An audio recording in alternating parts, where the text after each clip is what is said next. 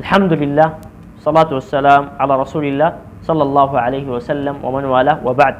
مرحبا بكم في سلسلة حلقات في الرد على شبهات حول الاحتفال بالمولد البدعي. موضوع حلقتنا الليلة وهي الحلقة الأولى، الرد على شبهة يروجها الصوفية لتجويزهم الاحتفال البدعي بميلاد النبي صلى الله عليه وسلم.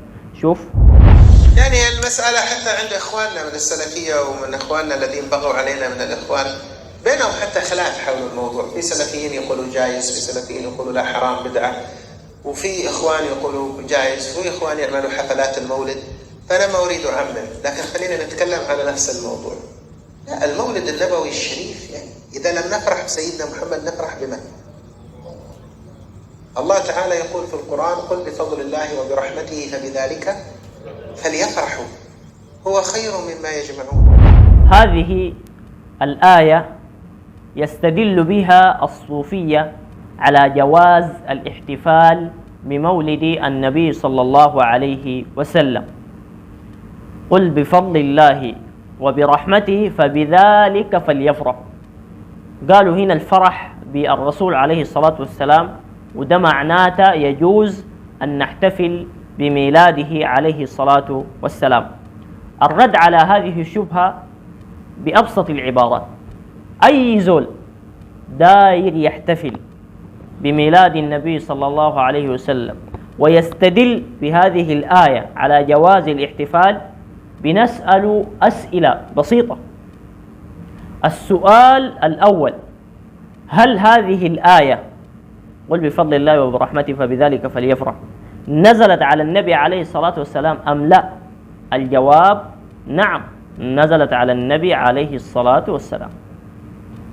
السؤال الثاني: هل النبي عليه الصلاة والسلام عمل بمراد هذه الآية أم لا؟ الجواب: أن النبي عليه الصلاة والسلام عمل بهذه الآية، أي طبق هذه الآية. السؤال الثالث: هل النبي عليه الصلاة والسلام بلغ هذه الآية لأمته أم لا؟ الجواب: نعم، بلغ. هل احتفل بمولده عليه الصلاة والسلام؟ الجواب: لا. إذن هذا الاحتفال لا يجوز، ولو كان هذا الاحتفال واجبا أو مستحبا لفعله النبي صلى الله عليه وسلم وأمر به. وحيجيك واحد يقول لك: لا، الرسول عليه الصلاة والسلام متواضع وما دار يعمل الاحتفال. طيب، الصحابة رضي الله تعالى عنهم جميعا، أبو بكر الصديق وعمر وعثمان وعلي والزبير وغيرهم من الصحابة، هل فهموا هذه الآية؟ نعم. وعملوا بهذه الآية؟ نعم. وبلغوا هذه الآية؟ نعم. وفرحوا بالنبي صلى الله عليه وسلم؟ نعم.